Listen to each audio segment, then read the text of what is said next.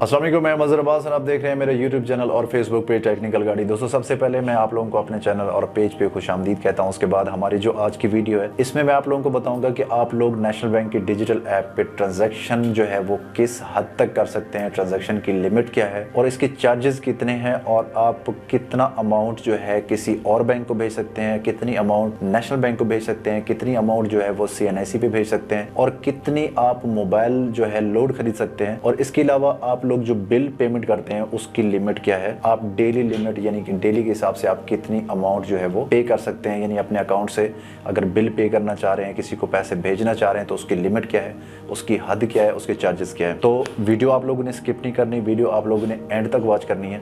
अगर आप video skip कर देते हैं तो हो सकता है आपको समझना है। तो वीडियो स्टार्ट करने से पहले मेरी आप लोगों से हमेशा एक छोटी सी गुजारिश होती है कि अगर आप मेरे चैनल पे न्यू हैं तो मेरे चैनल को सब्सक्राइब कर दें और साथ लगे बेल आइकन को भी प्रेस कर दें ताकि आपको इस तरह की न्यू वीडियोस मिलती रहें। तो चलिए वीडियो स्टार्ट करते हैं।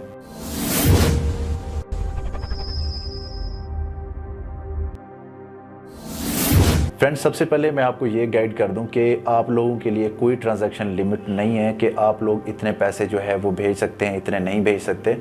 तो आप लोगों का अकाउंट है, आप लोगों का पैसा है, आप लोगों की मर्ज़ी है कि आप लोग जितना भेजना चाहें आप भेज सकते हैं। बट जो ट्रांजैक्शन लिमिट है उसका मतलब ये नहीं है कि आप इस लिमिट से आगे पैसे नहीं भेज सकते।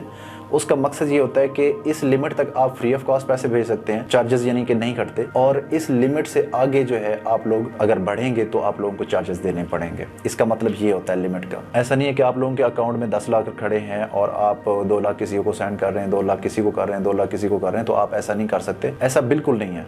आपका अकाउंट है, आपका पैसा है, आपकी मर्जी है, जितने पैसे भेज सकते हैं। बट जो डेली ट्रांजैक्शन लिमिट है यानी कि जो आपको फ्री मिलती है वो मैं आप लोगों को बता देता हूँ कि आप लोग इस लिमिट में रह के आप लोग फ्री ट्रांजैक्शन कर सकते हैं, और अगर आप लोग इस लिमिट को क्रॉस करेंगे तो आप लोगों को चार्जेस देने पड़ेंगे। तो सबसे पहले मैं बात करता हूँ national bank to national bank की, कि अगर आप नेशनल बैंक से नेशनल बैंक के अकाउंट में ही पैसे ट्रांसफर कर रहे हैं तो आप लोग डेली यानी कि 2 लाख रुपए ट्रांसफर कर सकते हैं। तो इसके चार्जेस आपसे नहीं काटे जाएंगे। और इसके अलावा अगर आप नेशनल बैंक से किसी और बैंक को पैसे ट्रांसफर कर रहे हैं, यानी कि नेशनल बैंक से किसी UBL को भेज रहे हैं या MCB को भेज रहे हैं या आप HBL को भेज रहे हैं या आप किसी माइक्रो फाइनेंस बैंक को भेज रहे हैं, यानी कि इजी पैसा जैसे हो गया, टेलीनॉर माइक्रो फाइनेंस बैंक या जैज कैश की जो है मोबलिंक माइक्रो फाइनेंस बैंक जो है, और इसके अलावा जो यू पैसा की है यू माइक्रो फाइनेंस बैंक, अगर आप इनको भेजना चाह रहे हैं, ये यानी कि आप लोग ऐसा समझ लें कि डिफरेंट बैंक हैं, अगर आप इनको पैसे ट्रांसफर कर रहे हो तो इसकी भी डेली की लिमिट जो है वो 2 लाख रुपए, आप 2 लाख ट्रांसफर कर सकते हैं इनको, और अगर आप इसे तजावज़ करेंगे तो आप लोगों को चार्जेस देने पड़ेंगे। तो इसके अलावा जो बिल पेमेंट्स हैं यानी कि बिजली का बिल है, गैस बिल है, कुछ और जो आप पे करना चाह रहे हैं अपनी डिजिटल ऐप से, तो वो आप 3 लाख रुपए तक कर सकते हैं। यानी कि अगर आप बिजली का बिल है आप अपना कर रहे हैं, किसी और का किया है, या फिर आपका अपना ही 3 लाख का बिल आ गया, आप पे करना चाहते हैं तो आप कर सकते हैं। इसके अलावा आते हैं CNIC पे, अगर आप शनाख्ती कार्ड पे किसी को पैसे ट्रांसफर कर रहे हैं तो आप कर सकते हैं। उसकी जो लिमिट है वो 50,000, आप 50,000 डेली के वहां से यानी नेशनल बैंक की डिजिटल ऐप से ट्रांसफर कर सकते हैं, 50,000 रुपए CNIC पे। और इसके अलावा मोबाइल टॉपअप है, यानी कि आप लोग अगर इजी लोड खरीदना चाह रहे हो या किसी भी नंबर पे आप ट्रांसफर करना चाह रहे हो तो डेली जो है आप 5,000 रुपए तक आप ट्रांसफर कर सकते हैं, यानी कि इजी लोड आप खरीद सकते हैं, परचेज कर सकते हैं। तो ये थी कुछ डिटेल ट्रांजैक्शन लिमिट की और इसके चार्जेस की। बाकी अगर आप सोच रहे हैं ट्रांजैक्शन के चार्जेस कितने कटते हैं तो मैं आपको इस तरह ऑथेंटिकेट नहीं कर सकता, क्योंकि वो डिपेंड करता है आपके अकाउंट के ऊपर कि आपका अकाउंट जो है वो सिविल खुला हुआ है या आपका अकाउंट जो है वो किसी इदारे के साथ मुंसलिक है। यानी कि ऐसा समझ लें कि कुछ ऑफिशियल अकाउंट होते हैं उनके चार्जेस बिल्कुल नहीं कटते, यानी कि सरकारी अकाउंट्स हो गए या फिर इस तरह की कोई कंपनीज होती हैं वो अपने बंदों को जो है फैसिलिटेट करते हैं कि उनके चार्जेस जो है नहीं कटते।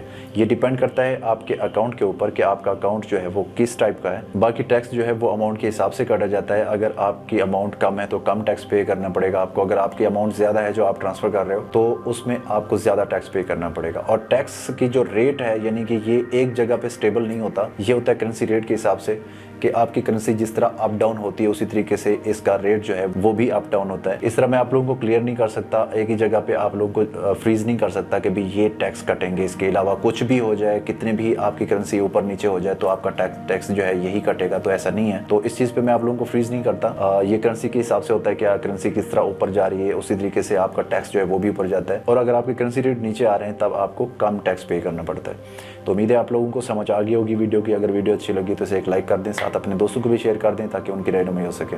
मिलते हैं जल्द एक नई वीडियो में, तब तक के लिए अपना ख्याल रखिए। अल्लाह हाफिज़।